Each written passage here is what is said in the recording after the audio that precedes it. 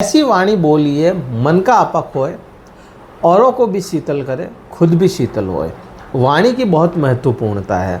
आपकी अगर वाणी सही है तो सब कुछ सही है। आपकी वाणी में मधुरता होनी चाहिए, वाणी में आपके क्रूरता ना हो, तो आपको कई सारे काम जल्दी से निकल भी जाते हैं। नमस्कार मित्रों, मैं भानु प्रकाश शर्मा एस्ट्रो भानु शर्मा चैनल में आपका हार्दिक अभिनंदन करता हूँ। 4 ग्रहों की चौकड़ी जो है वह इस बार बड़े बड़े कारनामे करने वाली है। इस वीडियो में 4 ग्रहों की बात करेंगे। वीडियो थोड़ा लंबा हो सकता है, देखेंगे समझ में आएगा। सबसे पहली बात शनिदेव की करते हैं।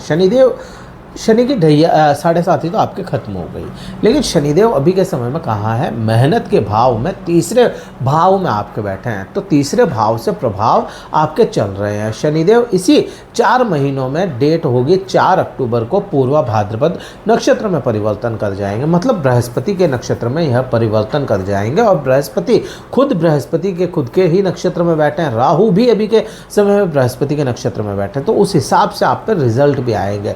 शनिदेव यहाँ पे आपके अंदर मेहनत का भाव उत्पन्न करेंगे, मेहनत आपसे करवाएंगे। डिसीजन आपके ठीक हो सकते हैं, लेकिन बहुत स्लो डिसीजन होने वाले हैं इस बार आपके। इन 4 महीनों में डिसीजन थोड़े स्लो हो सकते हैं यहाँ पे। प्लस यहाँ पे आपको पुराने मित्रों का साथ भी मिलने वाला है। सोशल लाइफ ठीक होने वाली है। जो आपकी सोशल लाइफ बिखरी पड़ी थी वो भी यहाँ पे प्रभाव शनि के अपने को देखने को मिलेंगे। अब शनि की जो दृष्टियाँ हैं वहाँ पे भी प्रभाव आएंगे। शनि की पहली दृष्टि तीसरे भाव को अपने से तीसरे भाव को देखती है, मतलब आपके लिए 5वां भाव। यहाँ पे क्या दिखाती है शनि की दृष्टि? मेहनत दिखाती है। किसके लिए? पढ़ाई के लिए, ज्ञान के लिए, शिक्षा के लिए। जो विद्यार्थी लोग हैं उनके लिए यहाँ पे सीधा सा अपने को समझ में आता है, पढ़ने के लिए, ज्ञान के लिए आपको मेहनत अधिक लगानी पड़ेगी और उसके बाद में जो रिजल्ट आएगा वो आपको 4 चांद लगा देगा। तो ये प्रभाव हो गया। दूसरा, ये प्रेम संबंधों को दर्शाता है। तो प्रेम संबंधों में बहुत ज़्यादा एक्सट्रोवर्ट आप नहीं होंगे, इंट्रोवर्ट हो जाएंगे, या एक्सप्रेसिव नेचर आपका नहीं होने वाला। आपका जो प्रेमी है, आपकी जो प्रेमिका है, उसके बारे में आप एक दूसरे को बहुत ज़्यादा बता नहीं पाएंगे, एक्सप्रेस नहीं कर पाएंगे, अपनी फीलिंग्स को नहीं दिखा पाएंगे। तो ये भी प्रभाव आपको इन 4 महीनों में देखने को मिलेगा। फिर अपन बात करें शनिदेव की 7वीं दृष्टि की। 7वीं दृष्टि भाग्य भाव पे जाती है और शनिदेव भाग्य के बिल्कुल भी सपोर्टिव नहीं होता। शनि मेहनत के सपोर्टिव ग्रह हैं। तो जहां मेहनत के भाव में शनिदेव मेहनत अधिक करवा रहे हैं, भाग्य का उतना साथ शायद ना मिल पाए। लेकिन फिर भी यहाँ पे एक चीज़ समझ में आती है कि शनि खुद की राशि में प्रभाव ला रहे हैं। खुद की राशि मीन्स मकर राशि के लिए। तो मकर राशि के लिए थोड़े लिबरल है। तो यहाँ पे समय समय पे थोड़ा थोड़ा ही सही भाग्य का साथ मिलता है। शनि यहाँ पे आपको धार्मिक बना देंगे और अपने कर्तव्य को निर्वाह करने वाला बनाएंगे। जो कर्तव्य पिता का पुत्र का पिता के प्रति, या पति पत्नी का आपसी जो कर्तव्य होता है, वो अपने को समझ में आता है। यहाँ पे शनि आपको थोड़ा सा दर्शाने वाला हो जाता है। अब शनि की जो 10वीं दृष्टि होगी वो भी यहाँ पे बहुत महत्वपूर्ण होगी। शनि की 10वीं दृष्टि का है 12वें भाव पे।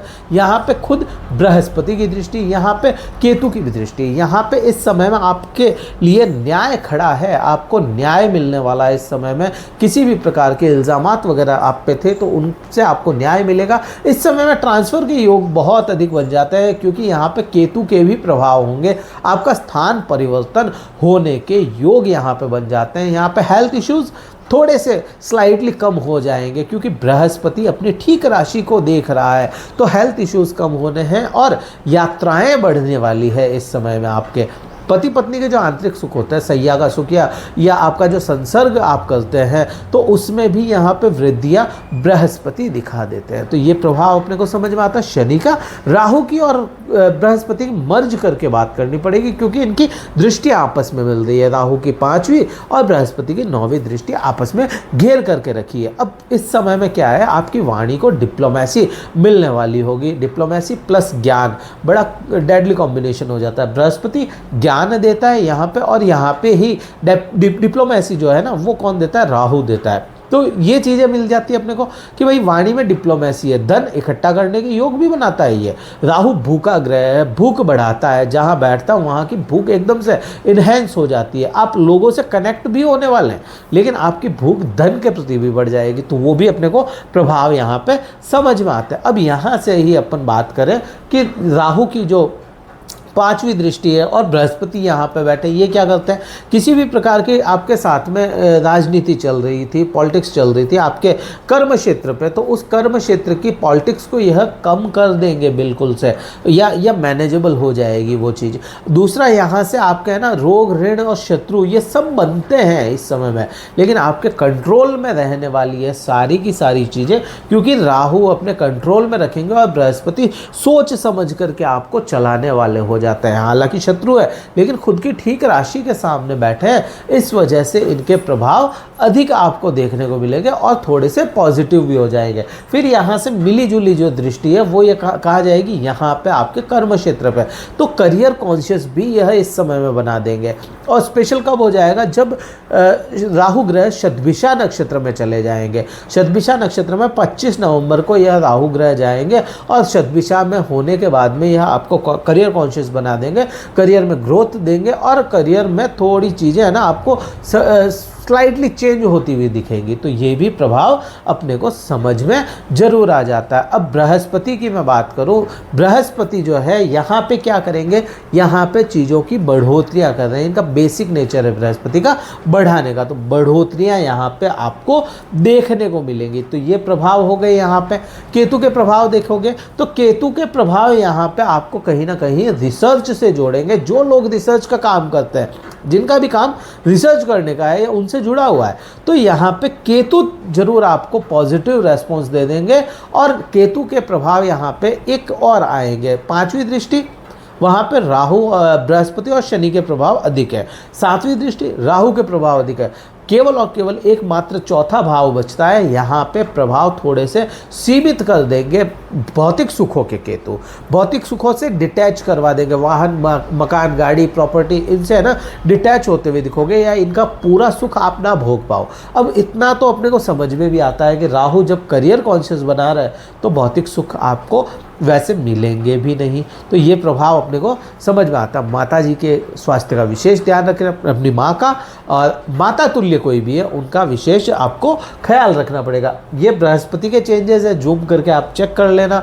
18 अक्टूबर को कर्क राशि में जाएंगे, अपनी उच्चतम अवस्था में होंगे, पति पत्नी के स्वास्थ्य को सुधार करेंगे। फिर 11 नवंबर को वक्री हो जाएंगे, ये 11 नवंबर को वक्री होंगे, तो आपके 7वें भाव को, 6ठे भाव को ठीक करने का, हील करने का कार्य करेंगे। उसके बाद में अपन देखें कि मिथुन राशि में 5 तारीख को वापस से आ जाएंगे, तो फिर यहाँ से प्रभाव देखेंगे। वक्र अवस्था में बृहस्पति जहाँ भी होंगे, जहाँ देखेंगे वहाँ को हील करने का कार्य करते हैं। तो ये प्रभाव, ये परिवर्तन मैंने आपको पूरे बताया। को उपाय क्या करोगे, केतु के लिए प्रकृति से जुड़ जाए, शनि के लिए शनिदेव की आराधना करें। मैं कहूँगा शनि की आराधना संध्या समय में आपको बहुत अच्छे प्रभाव देने वाली होगी। वीडियो कहीं भी अच्छा लगा हो, लाइक करना है, शेयर करना है, सब्सक्राइब जरूर कीजिएगा चैनल को। और अगर कुंडली विश्लेषण करवाना चाहते हैं, डिस्क्रिप्शन में कार्यालय का नंबर दिए गए हैं, व्हाट्सअप मैसेज द्वारा संपर्क करके अपना स्लॉट बुक करवा के फिर मुझसे बात कर सकते हैं। इस वीडियो में इतना ही था। जय हिंद, वंदे मातरम, भारत माता की जय।